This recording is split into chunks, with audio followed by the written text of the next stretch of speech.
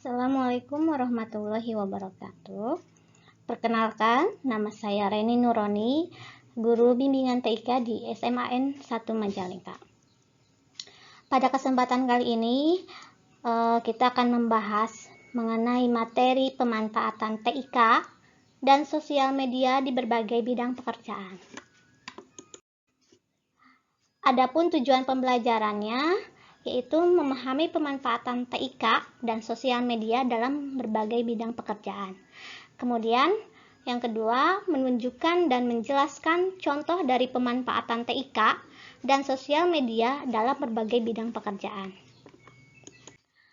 Pada saat ini, seperti yang kita ketahui, pemanfaatan TIK itu sudah di berbagai bidang. Sebagai contohnya, di sini adanya pemanfaatan TIK di bidang transportasi online, itu contohnya dengan adanya ojek online atau ojol gitu ya. Dan kemudian pemanfaatan TIK di bidang e-commerce, itu contohnya dengan adanya Shopee, kemudian Tokopedia dan lain sebagainya gitu ya. Dan di bidang-bidang yang lain juga. Oke.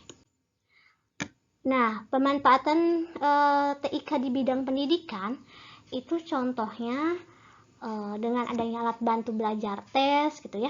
Kemudian computer assisted test atau CAT gitu ya, yang biasa digunakan untuk tes secara online gitu. Kemudian adanya e-learning. Nah, e-learning ini pada waktu pandemi kemarin itu sangat-sangat digunakan gitu ya, karena kita tidak bertatap muka, maka kita pembelajaran menggunakan e-learning gitu ya. Nah, menggunakan virtual class juga dan virtual meeting juga gitu ya untuk tatap mukanya. Kemudian di bidang penjualan, pemanfaatan TIK ini contohnya dengan menggunakan barcode untuk harga, kemudian adanya e-commerce yang tadi sudah Ibu sebutkan, kemudian penggunaan kartu kredit, dan uang elektronik yang sekarang juga sudah semakin booming ya. Contohnya ini Oppo, Dana, dan lain sebagainya gitu ya. Nah, di bidang pemerintahan, pemanfaatan TIK ini digunakan dengan adanya e-government gitu ya, yang sistem pemerintahan yang berbasis elektronik gitu. Kemudian digunakan juga untuk perpanjangan SIM online, proses imigrasi, dan pembayaran pajak secara online. Di bidang keuangan, pemanfaatan TIK ini seperti internet banking, kemudian SMS banking, phone banking.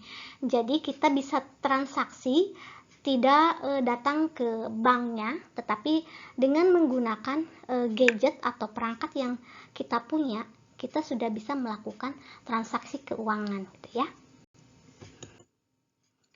Dan di bidang kesehatan, contohnya yaitu adanya smart card pasien gitu ya. Kemudian untuk mendiagnosis penyakit dan juga aplikasi rekam medis. Nah, karir di bidang komputer apa saja? Kita lihat. Yang pertama, ini ada ahli sistem informasi gitu ya. Ahli sistem informasi ini yaitu seseorang yang ahli dalam melakukan analisa dan menyusun suatu program atau analisa informasi dan kemudian mengembangkan sistem komputer tersebut. Yang termasuk ke dalam kelompok ini diantaranya yaitu sistem analis, kemudian ada software engineer, ada web designer, dan web programmer. Jadi secara keseluruhan ini berhubungan dengan software gitu ya. Pekerjaan di bidang TIK yang kedua yaitu ahli hardware.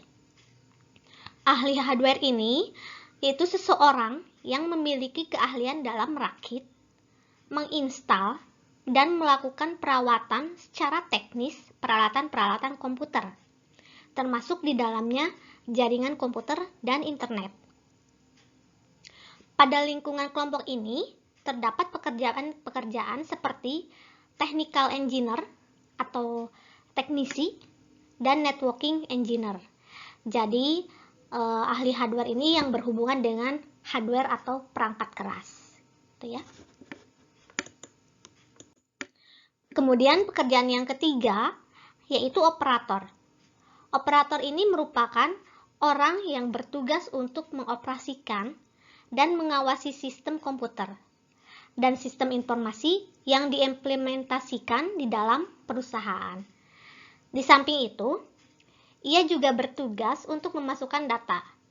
Nah, pada kelompok ini, pekerjaannya seperti help desk, kemudian front office, resepsionis, technical operator, web operator, dan finance operator.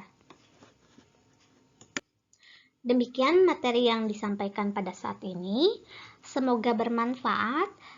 Terima kasih. Wassalamualaikum warahmatullahi wabarakatuh.